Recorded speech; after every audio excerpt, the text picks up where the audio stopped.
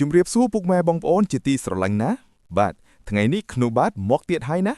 មេរៀនថ្ងៃនេះនឹងបង្រៀនបងប្អូនជាទីស្រឡាញ់ទាំងអស់គ្នាក្លាយជាអ្នកដឹកនាំដ៏មានសក្តានុពលបំផុតតោះទៅជាមួយ Script Reader ទាំងតោះគ្នាប្រធានបទនោះ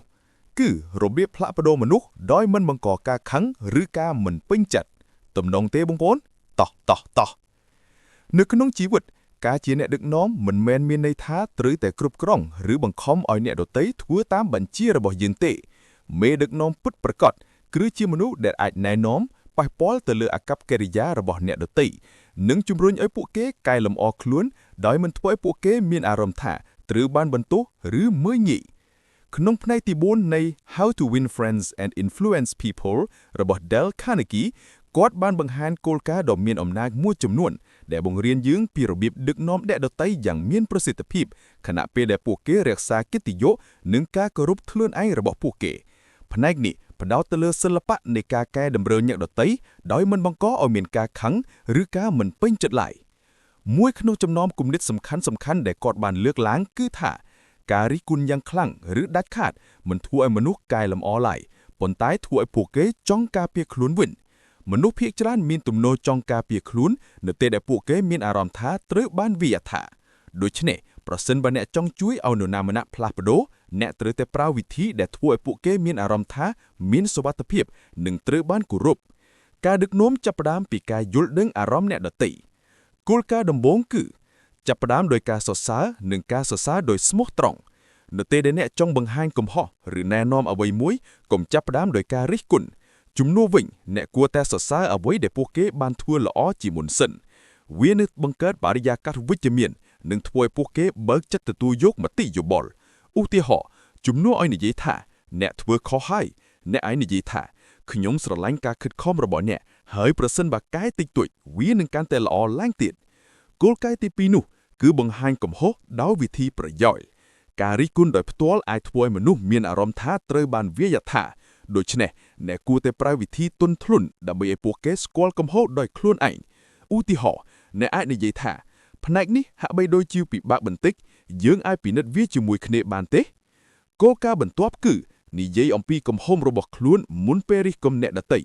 វាបង្ហាញពីភាពស្មោះត្រង់និងភាពមនុស្សធម៌នៅពេលអ្នកទទួលស្គាល់កំហុសរបស់ខ្លួនអ្នកដទៃនឹងមានអារម្មណ៍ថាមានភាពជិតស្និទ្ធនិងមិនត្រូវបានវាយតម្លៃយ៉ាងខ្លាំងវាក៏បង្ហាញថាកំហុសគឺជាផ្នែកធម្មតានៃការសិក្សាបន្ទាប់មកត្រូវសួរសំណួរជំនួសឲ្យធ្វើបញ្ជាមនុស្សភាគច្រើនចូលចិត្តមានអារម្មណ៍ថាពួកគេចូលរួមក្នុងការសម្រេចចិត្តដូច្នេះជំនួសឲ្យនិយាយថាធ្វើវាឲ្យឡើងនេះអ្នកអាចសួរថាតើអ្នកគិតថាវិធីណាដែលអាចធ្វើឲ្យវាល្អឡើងទៀតគោលការណ៍សំខាន់មួយទៀតគឺអនុញ្ញាតឲ្យអ្នកដទៃរក្សាមុខមាត់មនុស្សមិនចូលចិត្តត្រូវបានបង្អួតឬអាម៉ាមុខទេជាពិសេសនៅមុខអ្នកដទៃមេដឹកនាំល្អគឺសរសើរនៅមុខអ្នកនិងកែតម្រូវនៅឯចិត្តរៀនបន្ទាប់មកគាត់លើកឡើងថាត្រូវសរសើរប្រសិទ្ធភាពតូចៗនិងការកែលម្អគ្រប់យ៉ាងការទទួលស្គាល់នឹងធ្វើឲ្យមនុស្សមានកម្លាំងចិត្តបន្តមិនចាំបាច់រងចាំដល់ពេលល្អអាត់ប្រមើមទេតែគួរតែសរសើរពេលមានការរីកចម្រើនគាត់ក៏ណែនាំឲ្យធ្វើឲ្យអ្នកដទៃមានកិត្តិយសឬឈ្មោះល្អដែលពួកគេចង់រក្សាឧទាហរណ៍បើអ្នកនិយាយថាអ្នកជាមនុស្សប្រុងប្រយ័ត្នលំអិតល្អន់ពួកគេនឹងព្យាយាមធ្វើឲ្យសមនឹងពេលនោះការលើកទឹកចិត្តក៏សំខាន់ដែរជំនួសឲ្យធ្វើឲ្យកំហុសមើលទៅធំធេងអ្នកគួរតែធ្វើឲ្យវាមើលទៅងាយស្រួលក្នុងការកែតម្រូវវានឹងធ្វើឲ្យមនុស្សមានទំនុកចិត្តនិងចង់ព្យាយាមចុងក្រោយត្រូវធ្វើឲ្យអ្នកដទៃមានអារម្មណ៍រីករាយក្នុងការធ្វើអ្វីដែលអ្នកណែនាំ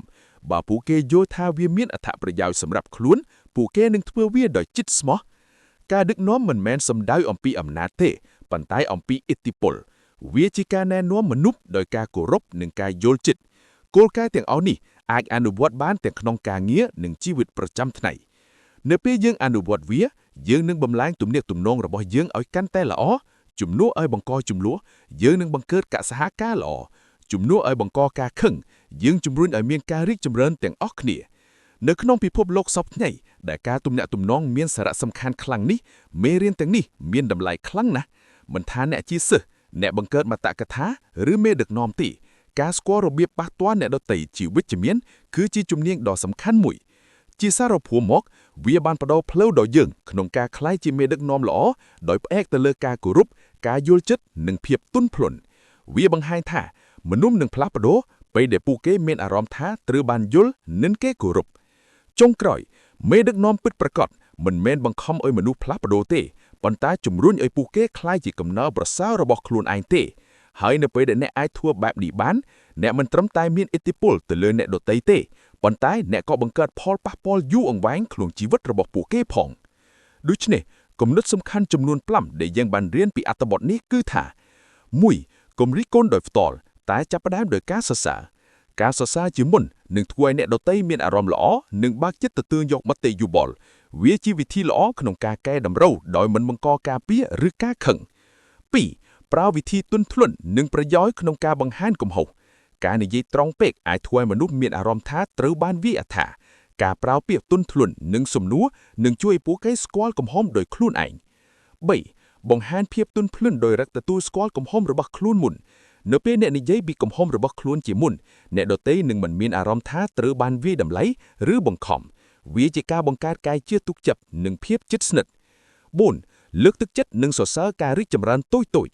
ការសរសើរតិចតួចក៏អាចបង្កើនទំនុកចិត្តនិងជំរុញឲ្យមនុស្សបន្តកែលម្អខ្លួនមិនចាំបាច់រងចាំដល់ពេលល្អឥតប្រមឹងទេតែគួរតែសរសើរពេលមានការរីកចម្រើន 5. ដឹកនាំដោយការគោរពនិងធ្វើឲ្យអ្នកដទៃមានអារម្មណ៍ល្អក្នុងការផ្លាស់ប្ដូរមេដឹកនាំល្អគឺធ្វើឲ្យមនុស្សចង់ធ្វើដោយស្មោះចិត្តមិនមែនដោយបង្ខំពេលមនុស្សមានអារម្មណ៍ថាត្រូវបានគោរពពួកគេនឹងផ្លាស់ប្ដូរដោយស្ម័គ្រចិត្តជាចុងក្រោយខ្ញុំបាទសង្ឃឹមថាមេរៀននេះនឹងជាផ្នែកមួយក្នុងការចូលរួមជួយឲ្យបងប្អូនទទួលបាននូវការសហការនិងក្លាយជាមនុស្សដែលមានអ្នកគោរពស្រឡាញ់ច្រើនក្នុងសង្គមសំណាងល្អបងប្អូនទាំងអស់គ្នាឈប់កុំភ្លេច like និង subscribe ខ្ញុំផងណាបាទអរគុណ